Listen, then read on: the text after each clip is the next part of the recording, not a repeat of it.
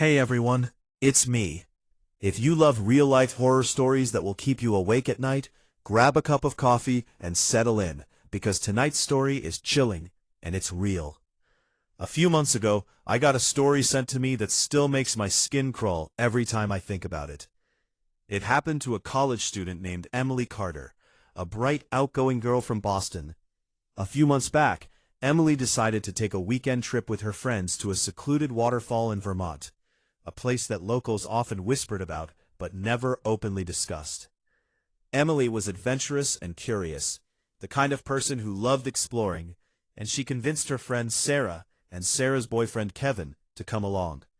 They laughed off the warnings, joking about ghosts and haunted places as they packed their bags and hit the road. The drive up the winding mountain roads was long and quiet. As the sun started to set, a chill crept in through the windows of their car.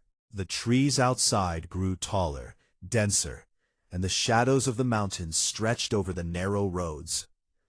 By the time they arrived at the small parking area near the waterfall, the air already felt heavy, like the forest itself was holding its breath.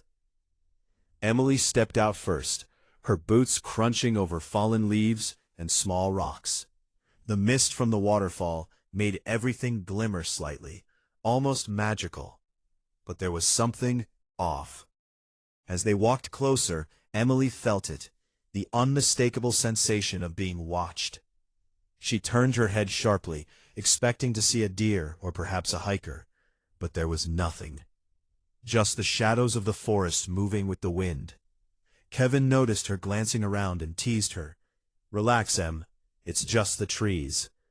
But Emily couldn't shake the uneasy feeling crawling along her spine. The waterfall itself was enormous, thundering down jagged rocks and sending up a fine spray that glistened in the dimming sunlight.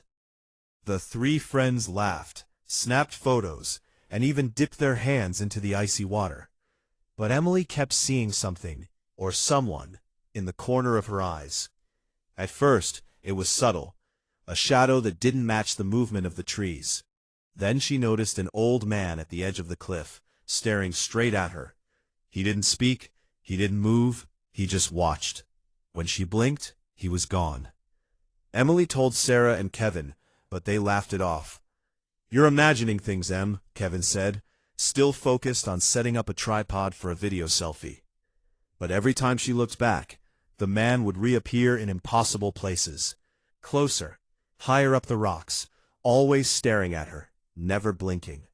Her heart began to race, and she suggested they leave. Reluctantly, her friends agreed, and they began the walk back to the car. That night, Emily developed a high fever.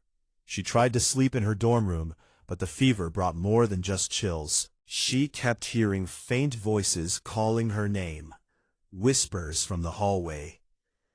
One voice, in particular, sounded exactly like her father, calling softly from outside her door. Trembling, she opened the door. No one was there. The shadows in her room seemed heavier, almost moving on their own. The next morning, the fever broke suddenly, as if it had never been there. But Emily's behavior changed. She became withdrawn, irritable, and easily startled. One night, she experienced sleep paralysis for the first time. She felt a heavy weight pressing on her chest, her eyes wide open, but unable to move, as the curtains in her room swayed, though the windows were closed. Days later, Emily's parents were awakened by a loud crash in her room. They ran in to find her on the floor, a cut on her forehead bleeding, and a strange blood stain high up on the wall. She finally admitted everything. The old man at the waterfall, the voices, the shadows, the terrifying sensations. Her grandfather, who had knowledge of paranormal matters, came to the dorm and performed a ritual to remove the negative entity attached to her. After the ritual, Emily felt better. But even now, months later, she sometimes senses a presence in her room, a shadow just beyond her vision, silent but watching. This story is a chilling reminder that some places are haunted, and disturbing negative energies or entities can have terrifying consequences.